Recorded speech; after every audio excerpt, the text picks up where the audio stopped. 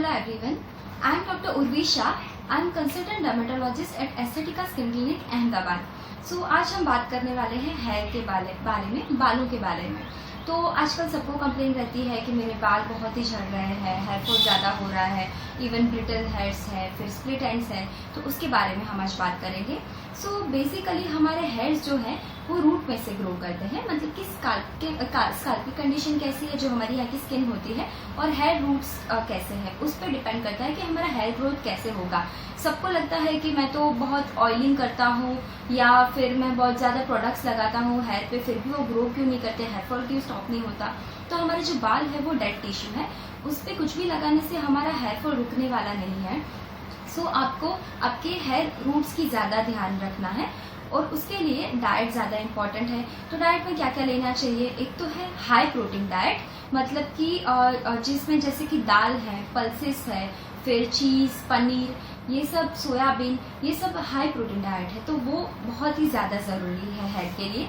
उसके बाद आता है आयरन है, मिनरल्स है, विटामिन्स है, फिर ओमेगा 3 फैटी एसिड्स है, इवन विटामिन D3 और B12 भी बहुत ही ज़्यादा इम्पॉर्टेंट है. तो ये सब के लिए आपको all over green leafy vegetables, मतलब जो हरी सब्जियां हैं, फ्रूट्स है, वेजिटेबल्स है, सैलड्स है वगैरह, वो सब खाने चाहिए. और ड्राई फ्रूट्स जैसे कि आलमंड्स है, वॉलनट्स है, फिर कुछ सीड्स आते हैं जैसे कि चिया सीड्स है, अरसी है, तो सनफ्लावर सीड्स है. ये सब बहुत ही अच्छा है हेयर के लिए. और उसके बाद आता है वाटर इंटेक, बहुत ही ज़्यादा पानी पीना चाहिए. ये सब चीज़ें बालों की ऑल ओवर हेल्थ को अच्छा करता है. Let's talk about hair oiling.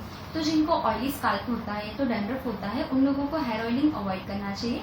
Otherwise आप twice a week before shampooing कर सकते हो और उसको ओवरनाइट रखो या तो फिर 1-2 घंटे के बाद वॉश कर दो.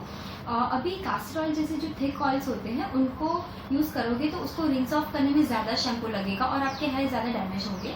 तो अदरवाइज आप यूज़ कर सकते हो जैसे कि कोकोनट ऑयल है, आलमंड ऑयल है, आंवले का तेल है, तिल का तेल है, ये सब या तो उनके कॉम्बिनेशन यूज़ कर सकते हो.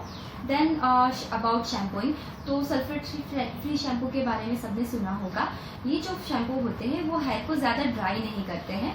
तो सल्फेट फ्री शैम्पू है, फिर कैफिनेटेड शैम्पू है जो हेयर ग्रोथ स्टिमुलेट करता है. उसके बाद आपको अगर डैंड्रफ है तो आप एंटी डैंड्रफ शैम्पूज यूज़ कर सकते हो.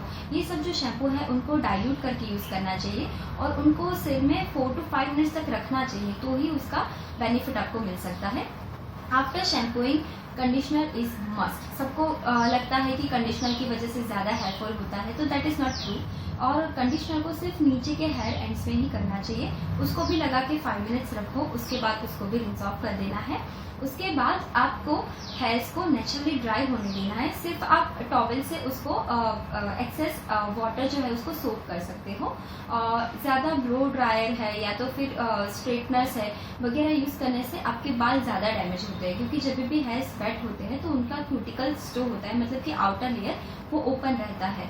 तो उसकी वजह से ही स्प्लिट एंड्स है और जो फ्रिजी हेयर्स है वो सब ज़्यादा होता है.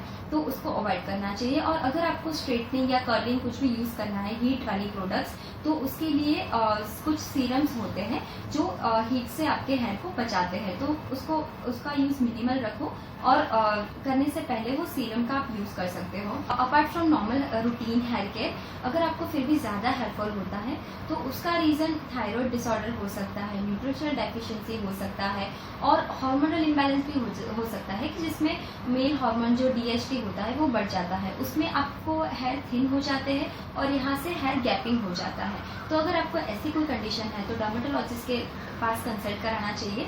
वो आपको पिल्स के अलावा कुछ लगाने के लिए लोशंस देंगे एंड इवन इंजेक्शन थेरापी वगैरह अवेलेबल होता है, तो आपको डिटेल में एक्सप्लेन कर सकते हैं. Last but not the least, आप जैसे स्किन की केयर लेते हो वैसे हेयर को भी सनलाइट से प्रोटेक्ट करना चाहिए.